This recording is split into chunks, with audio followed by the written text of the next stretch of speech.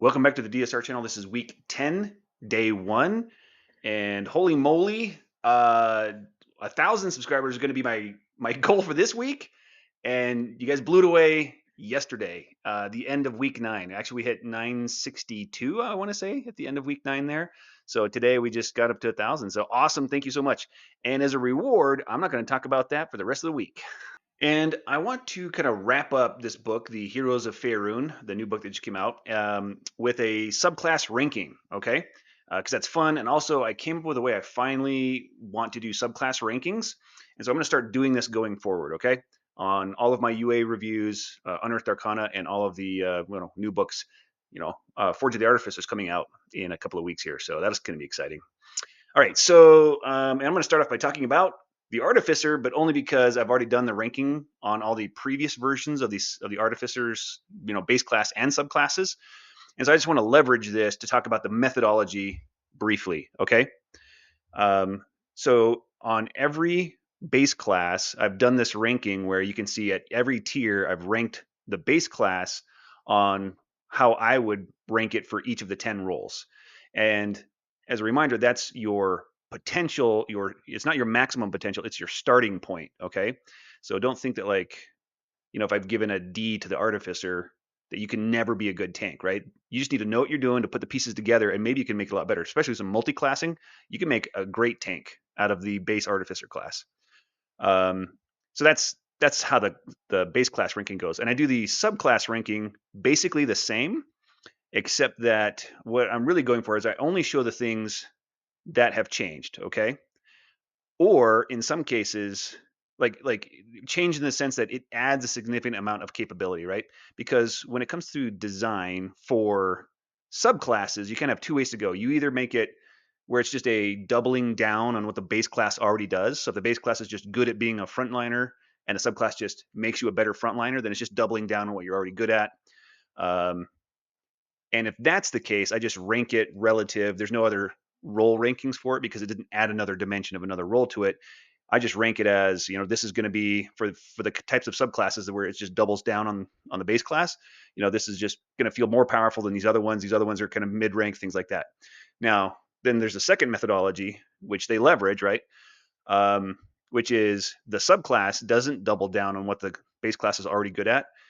It adds a completely different role dimension, like the Celestial Warlock, right? The Celestial subclass for the Warlock doesn't really add anything to what the base Warlock already does. What it does is it gives you some support features, and mostly what it gives you is some healing features.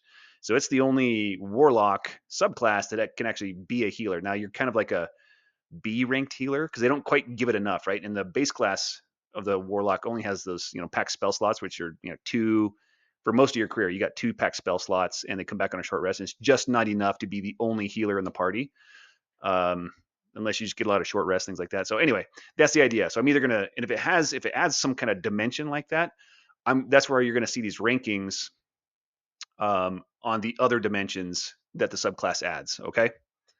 Like the Armorer, right? The base Artificer, D-ranked tank, but the Armor is an A-ranked tank. So I'll call that out for the subclass if it adds a dimension like that.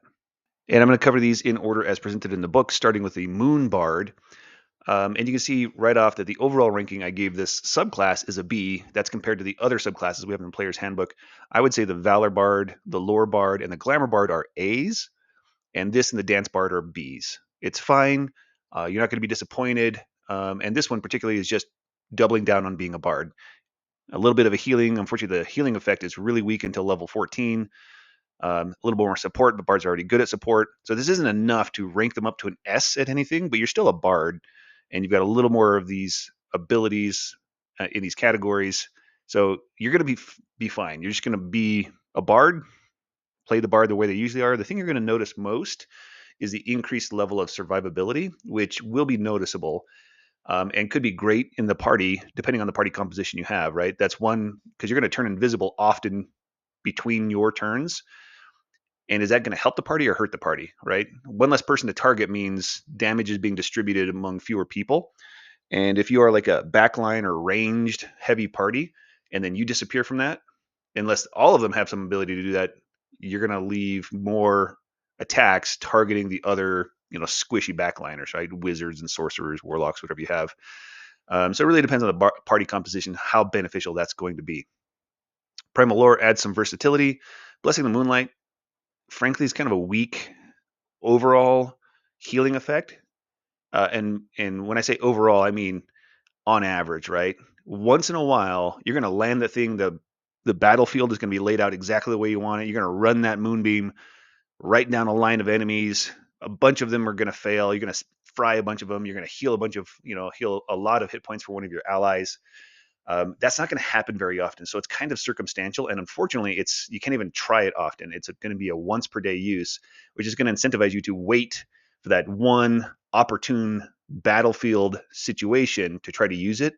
And that may not come up every day. So you might end up just going days, long rests without even using it just because you were waiting for a better situation, which is unfortunate. That's one of my main issues with design is if it's going to be a one use per day ability, it's got to apply to a lot of situations so that you don't end up just wasting it because you were saving it for the best situation.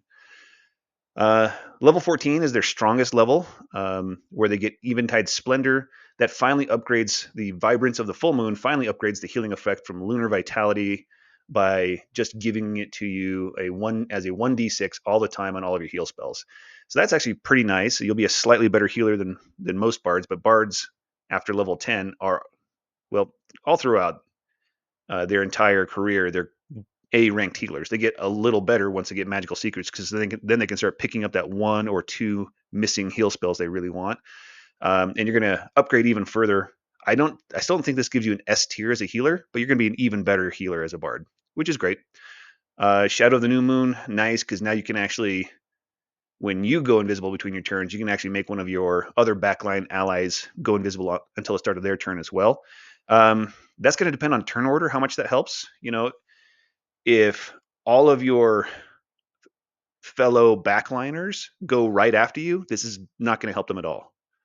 If they go right before you, this is going to help them a lot because that means they're going to be invisible for all the enemies' turns. So unfortunately, that's going to depend on turn order and the situation. The Knowledge Domain Cleric. This one's interesting. Overall, I give it an A. I think it's a solid subclass. I would rank it up there with several of the others from the Player's Handbook. It's just a different kind, right? So this one adds some different dimensions to the cleric that aren't normally there. First up being versatility, specifically in the knowledge category, like having knowledge that a lot of other clerics don't normally have. And if that is how you're looking to play this character, then this character you're making, then I think this will be a great fit and you'll have fun. Also keep in mind that it also heavily depends on the DM, right? So make sure you talk to your DM, see how they play the knowledge skills, if they use them regularly. If they don't, see if they're open to using them more, like maybe show them my video on the knowledge skills, send that to them and say, hey, what do you think about this? And if they're down for trying them a lot more, at least, then this will be great. If they are just like, no, I'm not going to play with those knowledge skills, then you're going to miss out on a big chunk of what this subclass does. Especially since if they don't like to play with those knowledge skills like that, they probably aren't going to, and I'm going to say the word support the use of divination spells. I mean, they're going to allow you to cast them, but they might run them like a lot of DMs run illusions, where just because it's so much up to DM fiat that the divination spells are probably going to feel useless. You're going to cast it, you're not going to get any useful information, and it's a waste. And between those two things, that's most of your entire subclass. So again, the DM supports it, great. If not, don't choose this. Also, if that's not how you want to play, if you're not feeling like playing as the knowledge guy this time with this character, don't take this. Right, this one's all about being the knowledge guy. All right, but they do have some other interesting dimensions that clerics don't normally get, and that's the mind magic, which is interesting. So right in tier 1, the ability to cast Mind Spike, which I know not a great damage dealing spell overall, but the ability to cast it with your spell slots and your channel divinities means you can dish out a lot of single target damage at range in tier 1, right? And that's what the ranged roll is. Ranged means you're dealing a lot of damage to a single target at range. So you can cast it like using your spell slots, which is what, 3 spell slots plus 2 to 3 channel divinities a day. I mean, that's like 6 castings of Mind Spike, which is 3d8 damage. So that's a decent chunk of damage while you're in tier 1. But once you hit tier 2, everybody's cantrips upgrade. Everybody gets, all the full casters get access to 3rd level spells. And all of a sudden, it is no longer worth it to cast Mind Spike. So right at tier, we're talking levels 3 and 4 only. You might use Mind Spike and just be dealing a lot of single target range damage. Once you hit level 5, I would no longer be spending my channel divinities that way, and I don't think it's worth it because even your own cantrips have upgraded. You've got like a 2d8 damage cantrip. You probably should have Toll the Dead, which is 2d8 or 2d12, right? And 2d12 is basically the same amount of damage as 3d8, which is what Mind Spike is, and you can't upcast Mind Spike when you cast it using your mind magic. So yeah, your cantrips are probably better and don't cost any resources at that point. So that's an interesting one. You also get access to a lot of spells that clerics don't normally have access to. So if nobody in the party wants to play a wizard, you've got that covered now. You've got detect magic, you've got identify, you've got comprehend languages, and you've got them all prepared. You can cast them all as rituals, so that you can be the wizard, cover with the wizard that specific niche that wizards often bring. You can cover that yourself as the knowledge cleric.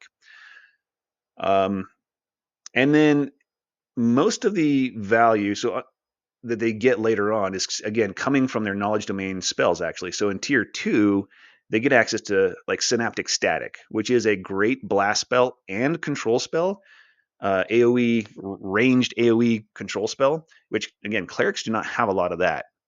So and it's all in one spell.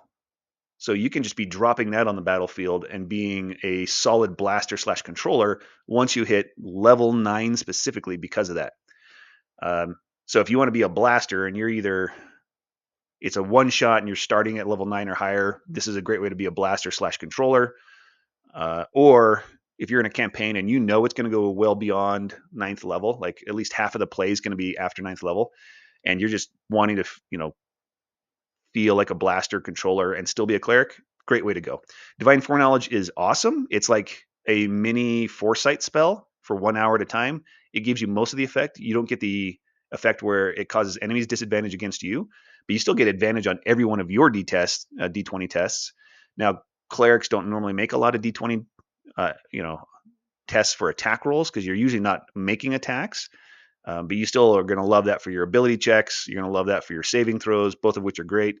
And maybe you can build this as a weapon wielder too, if you really want to, especially with like a little multi-classing.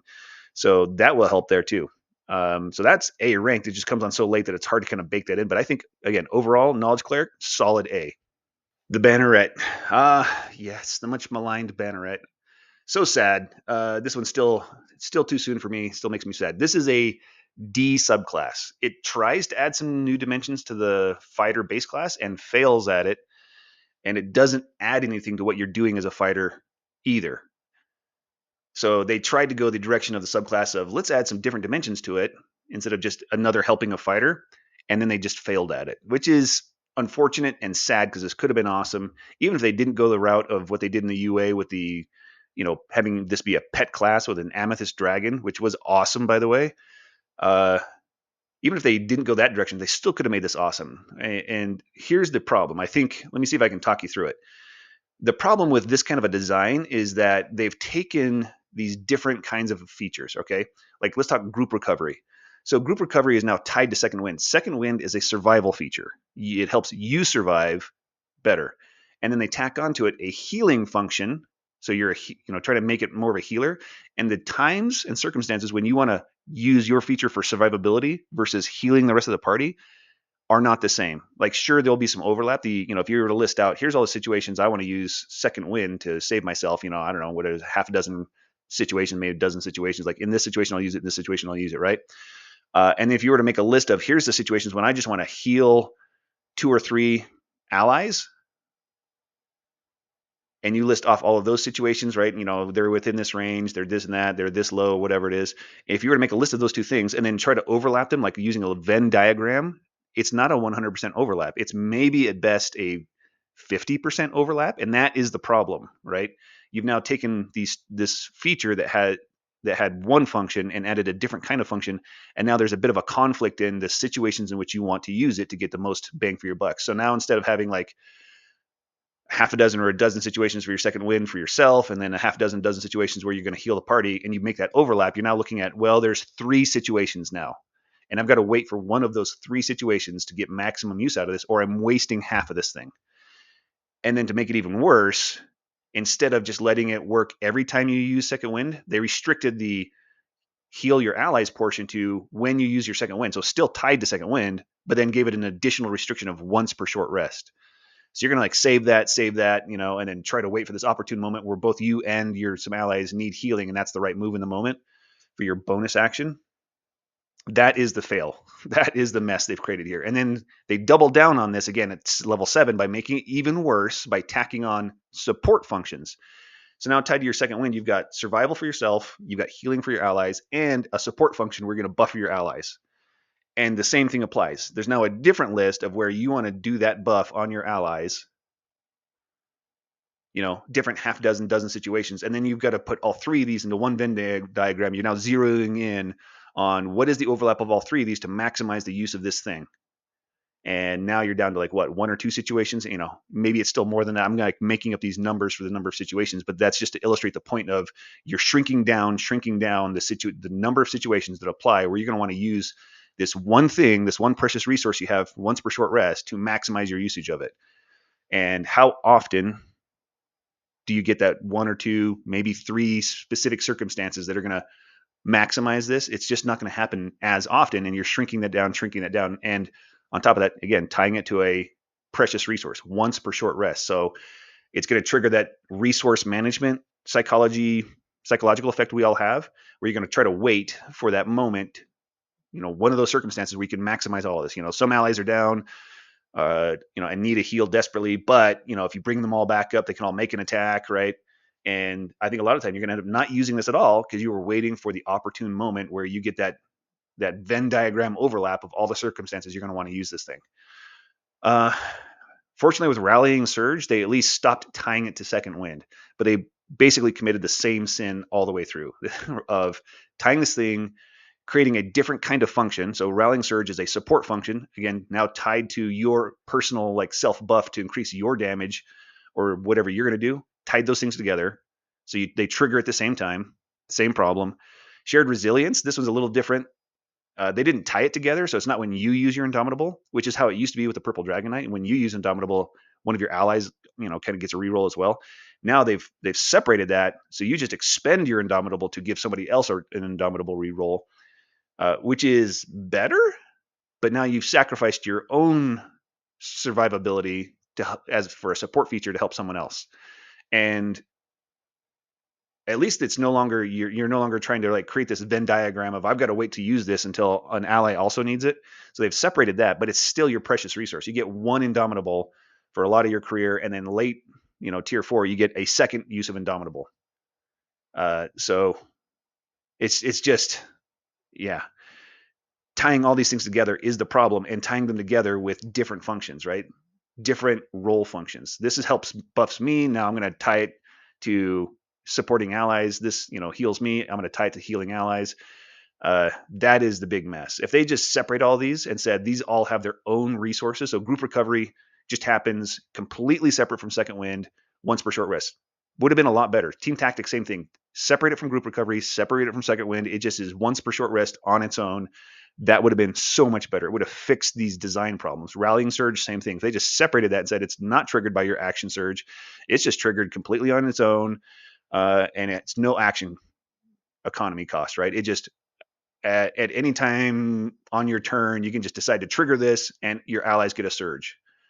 That would have been so much better. Shared Resilience, same thing. You get 1 or 2 uses per short rest where you can just, and it doesn't expend your Indomitable. It's just something you can do for somebody else. That would have turned this into a real battlefield support commander, and would have been B, if not A, at that point. And then their best feature is just the fact that they're just immune to frightened and charm conditions, and that comes on for them at level 18, which is so late. And I still only give that a B. So yes, overall, this is a D ranked subclass. You're probably going to feel disappointed. Now, it doesn't make you a worse fighter, probably. There's that. It does trip us up with our, our resource management instincts as humans. And as long as you can avoid letting that trip you up, this is not going to make you a worse fighter. And it does add something to the fighter. So it's a net add. The issue is that it's just adding a lot less than every other subclass. And in that sense, you're going to feel disappointed. If you've never played any fighter before and you've never seen anybody play a fighter before and you play this, you're going to feel fine. But as soon as you start having experiences playing other fighter subclasses and seeing other people play fighter subclasses, different fighter subclasses, then you're going to start realizing, yeah, that this one just gave me less and was less fun. It was less exciting. It was less, helpful to the rest of the party. And when you're contributing to the party, that feels fun, right? So you're going to realize, oh, I just didn't contribute as much. Yeah, this is a D. Oath of the Noble Genie Paladin. All right, this one is an A ranked subclass. It doesn't really add any dimensions that the Paladin isn't already good at, right? Paladin already has good survivability, good support, good damage, good tanking, good frontliner, um, and some control effects. Okay, and this just adds to all of those. Now, the Paladin is a very strong base class, so just saying it doubles down on being a Paladin is not a bad thing. That's a really strong character. So this is just going to be a strong character. You're not going to be disappointed. And I haven't ranked the subclasses from Player's Handbook yet, but I would say Devotion and Vengeance Paladin are A, just like this. So you're going to be right up there with them. I'd have to do some more analysis, decide which one's first, but they're all three of those are A's. Oath of the Ancients is probably a B, and Glory is probably a C, unfortunately. So this is right up there with the best of them, especially if you want to lean into the fence of being a dexterity-based paladin. This is your subclass, right? This is one is going to feel the best if you're going to be a dexterity dual wielding paladin. This is it, right? Which is awesome. I love that. I guess that is a bit of a different dimension to adding the paladin. I mean, the paladin can always be a dexterity-based character. This one just leans into that more than any other subclass, which is cool. I love seeing differentiation, individuation, all of that kind of stuff. Elemental Smite is either a little too weak or a little too strong. And most of that comes down to the Dow's Crush. So depending on how your DM interprets those rules of Dow's Crush, it could go either way. And if they interpret it and say it is the earth that rises up and grapples you, which is in the text of that ability, of that feature, it, as a DM, you kind of have to, you're left wondering, a lot of times the first sentence is flavor text and not actual rules, right? And if you read it that way, then you just ignore the flavor text that says the earth rises up. If you don't consider that flavor text and interpret it literally as part of the rules, then it's the earth grappling you, not your character grappling. Sorry, the earth is grappling your target, not your PC is grappling the target, right? If the DM ignores that and says that first line is flavor text, then this means you have to be grappling them with Elemental Smite with Dow's Crush, the Dow's Crush option, which means you have to be fighting with a one-handed weapon and have a hand free so you can't wear a shield, right? And shield is, if you're not going to hold a two-handed weapon, you definitely want to be holding a shield, right? Because then you're more, the defensive frontliner or even the tank of the party. So if they interpret it that way, this is probably too weak, because Dow's Crush is the best option, and you can't really use it without either heavily sacrificing your damage or heavily sacrificing your defensive capability by not having a shield. If they rule it the other way, which is the earth itself is grappling your target, which means you can now do this at range, this is maybe S tier because you can throw a javelin, hit them, smite them with the javelin, and then do Dow's Crush on them, and now they're grappled and restrained, no saving throw, at range, just at will. Like whenever I want to do this, boom. Now it's still using your channel divinity, so you can only do it a few times per long rest, like starting off, 2, 3 if you get a short rest, going up to like 4 plus, a fifth one if you can get a short rest in, or maybe another short rest, 6. And you can just do it as long as you hit. Kablam. And you don't have to, it's not like you have a chance of wasting this either, because if you don't hit, then you can't smite, and you're not spending the smite, and you can't do this either. So there's no chance of just wasting it. So you're definitely going to get off that many Dow's Crushes if you want. And now they're grappled and restrained at range, and there's no resave, and there's no initial save, and there's no duration. It's indefinite. Okay. The only way they break out is if they can teleport, or they can cast freedom of movement on themselves, or they just break out and escape it, right? They've got to try to escape it by beating your escape DC. So that's maybe a little too strong, but I think that's the way you have to go, because otherwise, if it's the former interpretation, I think this might be that Dow's Crush might be like a C ranked feature if you can't wear a shield or use a two-handed weapon, uh, and that would be unfortunate, right? And going the other way, which I think is probably the way I'm going to go, actually, the more I think about this, is just allow them to do this at range, and you know what? That'll be really powerful. You know, 2 to maybe 6 times per long rest. It's going to feel awesome for the paladin. It's going to be great for the party. Just make sure you design your encounters so that there's not just one monster, right? Which is, by the way, we should not have been running encounters that way as DMs for a long time. A single monster is always going to get wrecked by some sort of control effect in the party. So you want to have multiple monsters, and a lot of times you want to have like one be the boss type of the group, even though it's not the BBEG. It's just this is the lieutenant that's the stronger, the captain of the fight, whatever. And you have some minions, things like that. So you should always be designing encounters that way anyway. And then let the paladin have fun with this. Maybe they restrain the captain of the fight at range. Awesome, great. And they've got to waste all their actions, a bunch of their actions trying to break out. Cool, that's going to be fun. Aura of Elemental Shielding is great. The fact that you can change it, so that's a solid survivability and support feature added on top of the Paladin's already A-ranked support capabilities. Level 15 Elemental Rebuke is a bummer because it takes your reaction, and it's not a great reaction, and it specifically conflicts with Noble Scion at level 20, which also needs your reaction and is a very strong reaction feature. So once you're level 20, you should just never use Elemental Rebuke anymore, unless it's like a trivial fight and you're not going to need Noble Scion that round. Like, yeah, it doesn't matter. I'm going to kill this guy with my Elemental Rebuke because they're so low on hit points, whatever, and you just want to like rub it in their face. All right, that's the only time you should use Elemental Rebuke, once you hit level 20. Otherwise, you save your reaction for Noble Scion every round, right? Make sure somebody succeeds at a saving throw or an attack roll or whatever. Okay, overall, this is an A rank. Winter Walker Ranger. Overall, I give this one a B.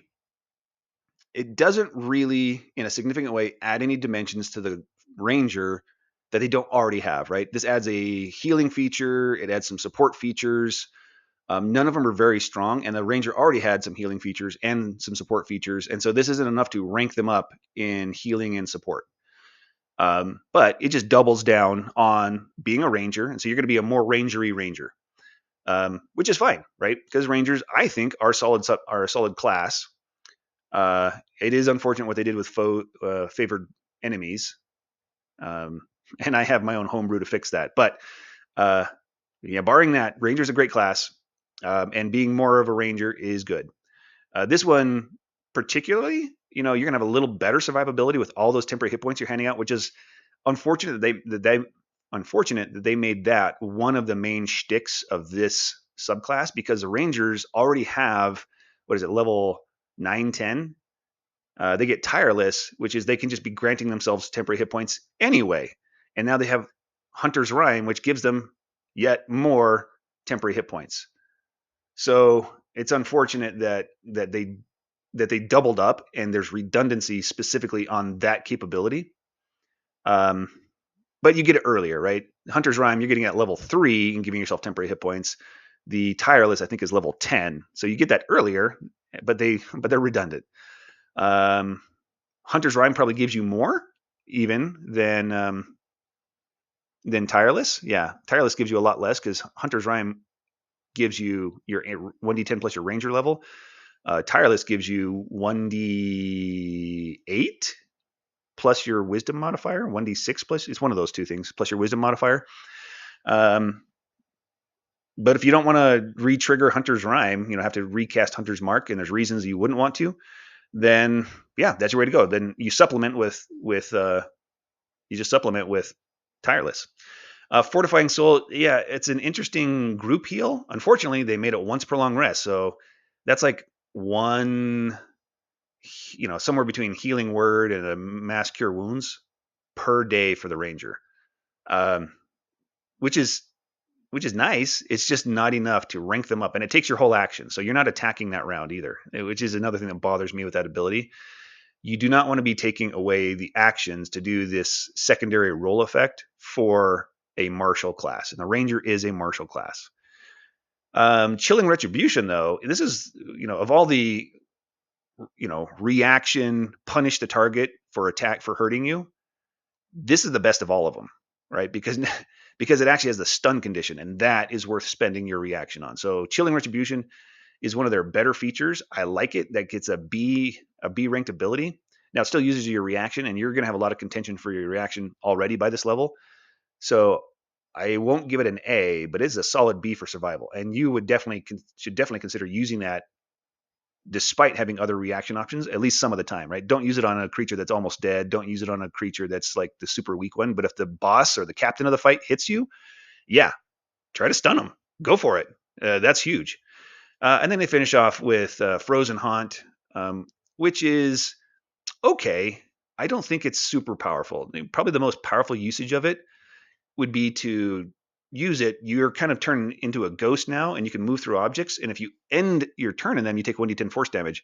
So yes, you could just sink into the ground or the wall, end your turn there, take 1d10 force damage, but now you're untargetable, right? You're in the wall, you're in the ground. Nobody can target you. You can't be hit by anything. You have total cover. So you have even more survivability, but uh, that's like shenanigans. I don't know. You're a marshal in the party, right? So you're one of the tougher members of the party, and you've just taken yourself off the board, and you're no longer targetable, which means you can't use your reaction for anything now because you can't see anybody. Nobody can target you. You'll never use a reaction as long as you're doing this, and you're no longer on the board to be targeted, which means that the enemies are going to have the same number of attacks, and they're going to be targeting your squishy allies more often, right? So your wizard, your sorcerer, all of those characters are getting targeted more now because you're not there to be targeted at all. So unless they have the same kind of ability where they can also just be untargetable, you've increased the damage your squishier allies are taking by doing this. I don't know. I wish Frozen Haunt were better. It's a little disappointing, especially for a capstone, especially with the fact that if you recast Hunter's Mark, you lose Frozen Haunt, and Hunter's Rhyme makes you want to recast Hunter's Mark often, and you've got a lot of free castings of it. So Hunter's Rhyme makes you want to recast Hunter's Mark to get temporary hit points again. But if you recast Hunter's Mark when you've already triggered Frozen Haunt, you lose Frozen Haunt by recasting Hunter's Mark to get Hunter's Rhyme. So they've got an anti-synergy thing going on here, which is sad and unfortunate. But I still think this is a B. You're not going to be disappointed. You're not going to feel like a wimp. And yeah, you're going to be tougher than the average ranger. You're going to help your party a little more than the average ranger. It's cool. It'll be fun. Interestingly, they actually get a lot of synergy out of the Coldcaster feat. So if they take the Coldcaster feat, that triggers the ability to cause them to have a 1d4 penalty on their next saving throw before the end of your next turn. Is triggered when you hit with an attack roll and deal cold damage, and the Winterwalker Ranger always deals cold damage on their very first attack that lands. So, and on top of that, their cold damage bypasses resistance. So they're basically guaranteed to deal that cold damage as long as the creature's not immune, and they're going to trigger the debuff, which is a good one, right? A 1d4 penalty on their next saving throw. Like Mind Sliver does that. The Bane spell does that, and that's pretty much the only way to get a straight numeric penalty on saving throws. I may be forgetting something, but I don't think so. So that's quite good. And you can even find ways to synergize that for yourself. Like maybe you walk up, hit them. You're a dual wielding ranger, Winter Walker. You've got Coldcaster. So you run up, hit the enemy, cause this debuff, then just walk away, intentionally provoking an opportunity attack. You hope they hit you, and then you hit them with Chilling Retribution, and they have a 1d4 penalty on their next saving throw, which would be a penalty on that save against your stun condition. So you stun them. Anyway, great. If you can pull that off, that'll be super cool in game. But that's an interesting synergy that you get with that specific feat. The downside of using Coldcaster is that it only increases your intelligence, wisdom, or charisma by 1. So if you're not a SAD or single ability score dependent ranger where you've made wisdom your attacking ability score by either getting Shillelagh, Shillelagh I think is the only way to do that. So you'd have to take and fight with Shillelagh. So unless you've done that, you probably don't want to take this until after you've gotten your dexterity up to 20, which means you wouldn't be taking this till at least like level 12. So it comes on a bit late, or you make it sad, or you just go to 18 at level 4, 18 dexterity at level 4, and then at level 8 you take Coldcaster, and you're just a little bit behind on your main attack score, but triggering a -1d4 on their next saving throw every round is a strong synergy, right? Even if, in fact, it's probably better to not try to use that yourself. It's probably better to just leave them with that -1d4 penalty and increase the chances that one of your allies who are full spellcasters are going to, land their control effect, land their big damage spell on them, whatever it is. It's probably the better way to use it most of the time, except if you can pull off that stun. All right? Pulling off a stun is a really strong control effect, which is cool. So, little side note there. The Scion of the 3 Rogue. I do like this subclass. I gave it an A. It doesn't add any real different dimensions to the rogue. It just doubles down on being a rogue, and being a rogue is cool and strong. So that's great. This is an A-ranked subclass for a rogue, in my opinion. Bloodthirst, I think, is a great ability, and it's very cool how it leans into being a skirmisher. So this is very much going to be the skirmisher type rogue, not the ranged attacker type rogue. Otherwise, you're not going to use Bloodthirst. And Bloodthirst is like one of the core abilities here, or is your core ability. So, and Bloodthirst is great because it gives you, the rogue, your own way on demand to trigger your second sneak attack when it's not your turn, which is cool. I also think it's very cool that this rogue plays kind of like the opposite of the assassin. The assassin is, starts off strong in combat, right? They're a big opener type character. And the Scion of 3 is the closer, right? So Assassin gets their big damage boost on the first round only, and the Scion of 3 gets their big damage boost only after creatures are already bloodied, and you're going to finish them off, which I think is cool. Cool visuals, cool fantasy. The one concern I have, so I might need to playtest this one before, and may need to update my ranking of it, is the number of uses of Bloodthirst is based on your intelligence modifier, and rogues do get one extra feat, so they can they have a little more ability to deal with pumping up a secondary ability score that you're dependent on. But that doesn't come to level 10. So with this rogue, I definitely recommend, dexterity is still your first ability score, unless you want to be a true strike rogue. If you're a true strike rogue, then you make intelligence your main ability score. You're attacking with it. Dexterity is your secondary ability score. And then you have extra uses of Bloodthirst. That's probably the best way to build this. But it's not terrible either. It's not bad at all to go still dexterity first, which you need to do if you want to be like a dual wielding with nick attack and a short sword and a scimitar combo. Then you need to go dexterity first. And so you would pump up your dexterity to 20, which means and I would start with a 16 intelligence if you're doing that. So you at least have 3 uses of Bloodthirst per day, which is not a lot. And then you want to start pumping up your intelligence at level 10 when you get that bonus feat. That's the gotcha. I would not, with this character build, I would not have a less than a 16 intelligence. You want at least a 16 for that third use of Bloodthirst, which is fine because intelligence benefits rogues well, right?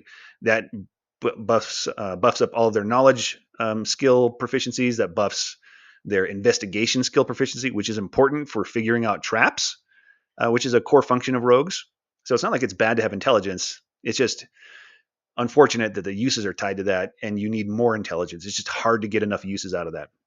3 feels like barely enough. 5 feels a lot better. So at least you're going to end, you want to end your character career with a 20 intelligence for sure. And then you have 5 uses per day, which is going to feel a lot better. Level 9, Strike Fear, I think is awesome, right? The Frightened condition is a solid one. Rogues don't normally have access to it. It is a control effect, and they have plenty of control effects. So you're just adding another control effect. It is a slightly stronger control effect, and it's very cheap as far as Cunning Strike goes. So that's great. So it's easy to land, and you can be doing it every round. So you can just do it on different people. It lasts a minute. They do get resaves, but it lasts a minute, so you could potentially be hitting multiple enemies, frightening them all. And on top of that, when they are frightened this way, using this feature by you, you have advantage on the attack rolls now. So you no longer have to have an ally nearby or generate advantage some other way, which means that makes it a little easier if you're going to go the intelligence-based True Strike rogue, because then you can't dual wield, you can't get that second attack, which means you can't do the combo of short sword to give yourself Vex and then attack with a nick scimitar to have advantage to just generate your own advantage. So this is generating advantage for you. So this is a very cool visual. Like you're frightening some monsters, and then you're chasing them down while they're terrified, having advantage on all of your attacks again, So you're going to get sneak attacks, even if they're running away and nobody else is nearby, and you don't have any other way to generate advantage. You're getting advantage from that, and so you're still sneak attacking them as they're trying to run. And if they manage to move so far that you can't catch them, well, then you still have a good chance of having already bloodied them if they're running, and you can just use bloodthirst to trigger more attacks. So pretty awesome. And you can trigger it on your own turn, right? So maybe if they get too far from you, you hit them with a ranged attack that does just enough to bloody them. And now they're bloodied. You now use your reaction on your own turn to trigger Bloodthirst to teleport to them and stab them. Awesome. Level 13, Orb of Malevolence is disappointing. However, level 17, Dread Incarnate is awesome. And I wish it just came sooner. It's the only downside of this thing. It should have come sooner. You finally start getting Bloodthirst back when you finish a short rest. You get 1 expended use back every time you finish a short rest. So now you can use them more freely, which is awesome. And then Murderous Intent. This is kind of like Great Weapon Fighting, where if you roll a 1 or a 2, you can change it to a 3. And a lot of people don't like Great Weapon Fighting. It is weak on a D12, but on a 2D6 heavy weapon, Great Weapon Fighting is nice, adding a significant amount of damage, 1 damage per hit, which really adds up. So the way this is going to work on Murderous Intent on average, it only applies to sneak attack damage, so it doesn't apply on the weapon or any magic properties of the weapon, which is unfortunate, because like Great Weapon Fighting applies to the weapon and magic effects on the weapon, like Vicious. This is not. This is only your sneak attack damage specifically. It calls that out. But you're still rolling 9d6 at this level and 10d6 once you hit level 19. There's a very good chance you are rolling 1s and 2s on at least some of those. And if you do the calculations on average per die that you roll, this kind of effect adds half a damage. So if you're rolling 9d6, this is going to add 4.5 damage on average. If you roll 10d6, it's now adding 5 damage on average, which is a healthy chunk of damage, right? And if you're sneak attacking twice per round, you're talking about 9 or 10 DPR on top of your damage. That's a lot. That is a solid amount of DPR. So great ability. Just wish it was, actually I wish both of these were sooner. These are both really good quality of life effects that you're going to enjoy, but you're going to wish that you got them sooner. I guess that's the only way to say it. Give it to us at, I don't know, give us to us sooner. Anyway, we can't change it now. It's set in stone, but very cool. I like it. And it fixes like one of those things that the, rolling low on sneak attack damage. That's always been a thing that bothered me, because sneak attack is your whole thing as a rogue. If you can't get sneak attack off, it's you're losing like 75 to 80% of your damage, right? It's, like advantage for other character classes. You're talking, it might change your damage output by 20%. If you can't get that advantage or some other way to generate sneak attack as a rogue, you're losing like 80% of your damage. It's the number is inverted. The percentage is inverted. So, or the fraction is inverted. So I wish more rogues had this effect. In fact, I think the rogue base class should have this effect. But cool to see it here. And yeah, awesome. About time. I give this one an A overall. Like very solid subclass. It's an A. Spellfire, Sorcery, Sorcerer subclass. Overall, I give this one a B. I don't think it's great. I think it's boring in a lot of ways. Like this is just a disappointment, because it could have been very exciting, and I was very excited for this as Spellfire, because I read at least the first novel, and it's just a cool idea, cool concept, cool fantasy, and the mechanics here are just underwhelming. But this is one of those subclasses that definitely adds a different dimension to the sorcerer that it doesn't normally have, and that is as a healer and support class. Now, the sorcerer has some support spells, so they've got some support capability. This adds another helping on top of that. So it is pretty good from that perspective, and it is a pretty good healer. Like I would give it a B rank, and as both a healer and a support class. Once you do this, right? And if that's what you're going for, right, you only have 2 options as a sorcerer to do that kind of thing, and that's either go Divine Soul, which hasn't been reprinted yet, so they don't get that bonus, that 10 spells on a bonus spell list, like this one does. So this one has a lot more bonus spells. They don't have access to the full Cleric spell list though, and so there are some key healing spells, specifically, hit point healing spells and condition removing spells that you just don't have access to, especially Revivify. You have no way to raise somebody if they die. So if you're the only healer in the party, you're the party healer, and someone dies, everyone's gonna be like, okay, res them. You're gonna be like, actually, I can't. And if you play in my games, that's actually not a bad thing. You know, I just let people create a new character right on the spot, and they're off and running. And a lot of times people are just excited to try a new class anyway. By the time that one of their characters dies, so it feels bad for maybe a few seconds, and then you're like, hey, I can make a new character. So depending on how it's played at your table, you may not notice or care that this doesn't have any kind of raise somebody from dead kind of effect. So yeah, I think it's solid if you're looking at it from that perspective. If you're looking at it as I want to be, what kind of a sorcerer am I going to be? I like the idea of the sorcerer, and I want to be a strong sorcerer.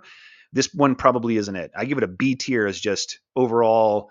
This one does not double down on just being a sorcerer, and so it's a B rank from that perspective. Um, but yeah, if you want to play the party healer but still be a sorcerer, this is a solid way to go. The Bolstering Flames, solid support effect. Radiant Fire, very weak range damage effect. The Spellfire spells, honestly, is probably the best feature in this whole subclass. Just the spell list you get for free. Absorb spells, unfortunately, is weak and clunky to use and has player shenanigan problems. If they just cast a cantrip and you counterspell that, do you get the 1d4 sorcery points? Reading the rules as written, yes, but DMs, you shouldn't allow that. That just basically means they can just be casting the third level spell slots to regain as many sorcery points as they want. I don't know. Is that a good trade-off? Maybe. Maybe this isn't a terrible shenanigans thing to do. They're still expending a third level spell slot, which they could just convert to 3 sorcery points. So I guess that's a bad trade-off. Yeah, maybe it's okay. Hone Spellfire, their Bolstering Flames gets upgraded a lot, and now it's an A-ranked support effect. Their Radiant, what is it called? Radiant Fire effect increases to 1d8. Super disappointing, super late, and it's one target. It's not even the whole, if it's an AoE effect damage dealing spell like Fireball or Flame Strike, it's not even, I guess it would have to be Flame Strike. It's not even the whole roll for everybody. It's just one target. So super disappointing. Crown of Spellfire, that one's a solid effect overall. Great for survivability, great for your own versatility. Level 18, pretty late though. So yep, this is a B rank overall. Actually, I should say that the Spellfire Adept feat has strong synergy with this one. I mean, that one's good for anybody who can deal radiant damage, but that spell list you get for this subclass gives you a number of radiant damage options, like again, Flame Strike, and you can add your Spellfire Adept damage bonuses to Flame Strike. So if you're a straight sorcerer, you've got D6 hit dice. Spellfire Adept allows you to expend 2 hit dice and add those to your Flame Strike damage. That's a free upcast of Flame Strike. Pretty awesome. So strong synergy with that particular feat, but even though it's called Spellfire Adept, there's no reason that anyone else can't also take this. As long as you do radiant damage, Spellfire Adept is a good feat to add to your character. It's going to increase your damage. And last but not least, the Bladesinger WIzard. Definitely not least. This is the strongest subclass in the whole book, in my opinion, by far, in this whole book. And it was always a strong subclass, and they made it better.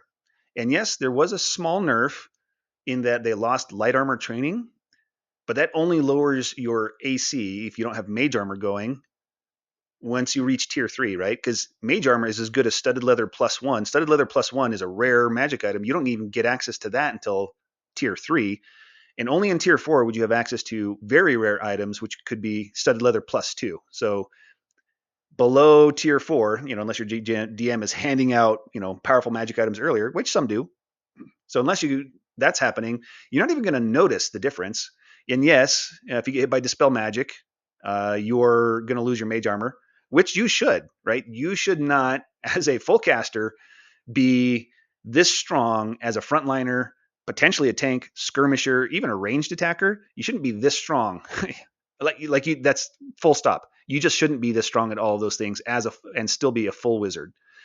So I think that this is too strong, right? This is not balanced against every other subclass in the game well, especially not every other subclass in this book. I mean, who balanced this against Banneret, right? Somebody's like looked at this one and looked at Banneret and said, "Yep, seems right. Let's put both of these in the book."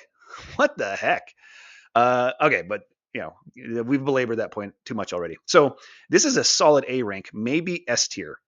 Yes, you get the Blade Song, which is nice. You now get proficiency with every melee martial weapon, which is great.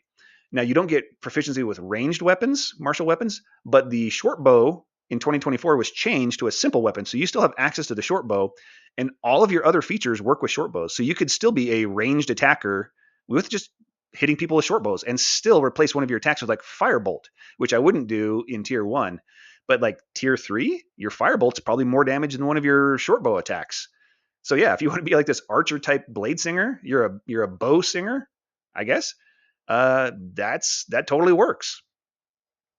Blade Song was upgraded to let you use your intelligence for the attack rolls too, so you don't even have to have as much pressure to focus on dexterity, which is even better if you want to be a ranged attacker, because the only reason you need dexterity now is AC, and it helps your initiative roll, right? But you can get the alert feat, and then you don't care as much about having a high dexterity. So you could just go for like a 16 dexterity, pump up your intelligence to 20, and then start getting other feats that don't even help your dexterity if you're a ranged attacker, because you don't care about your AC as much.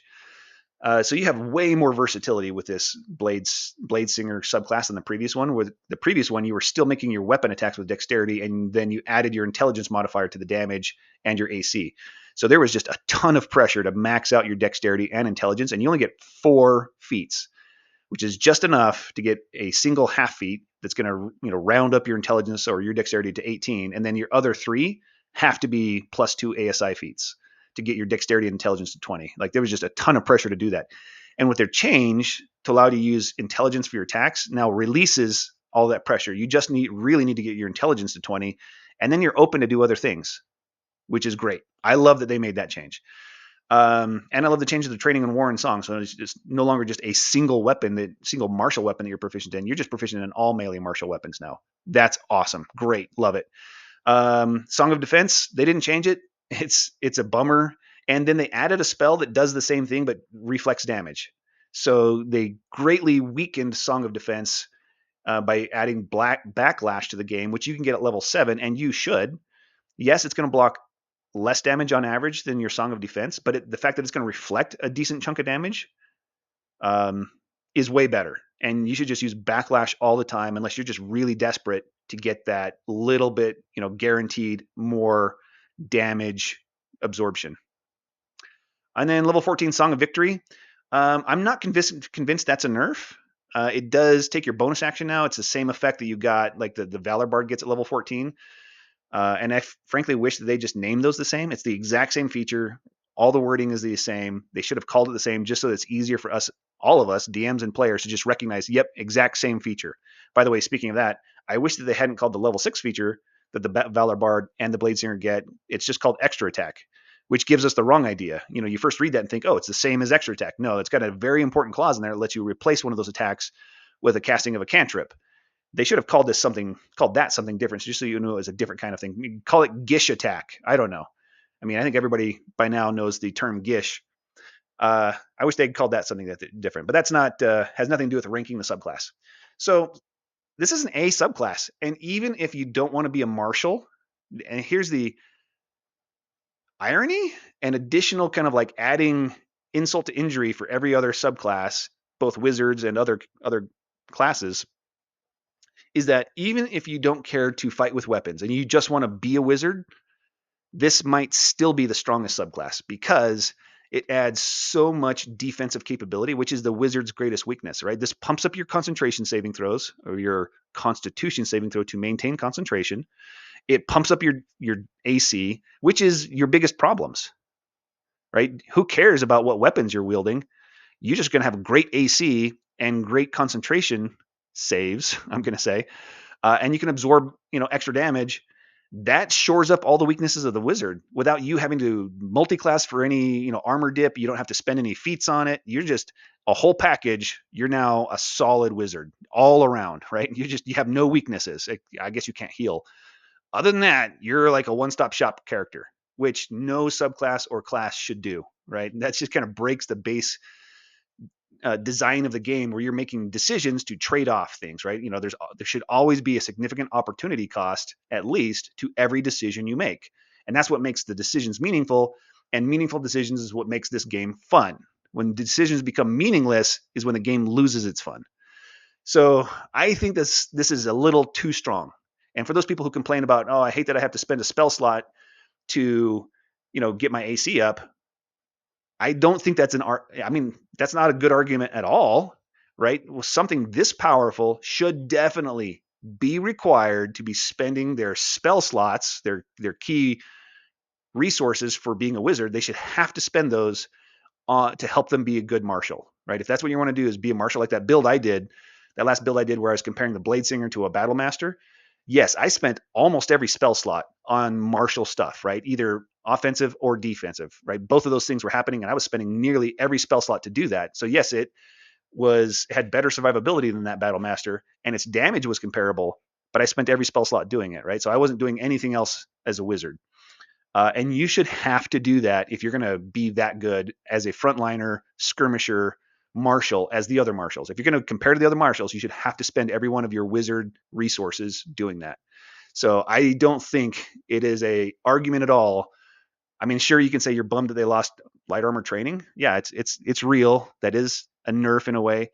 And frankly, this subclass probably needs to be nerfed more, guys. Like, it's still too strong. So okay, but solid A, borderline S tier subclass. Borderline. Like, it's not going to break the game, but it incentivizes people to take Bladesinger too much, in my opinion. So, but solid A. All right. And that's the end. Thanks for watching. Hope to see you next time. And guys, remember to be cool with each other. D&D is a game. It's for fun, right? And these are your friends. So be cool with each other, okay?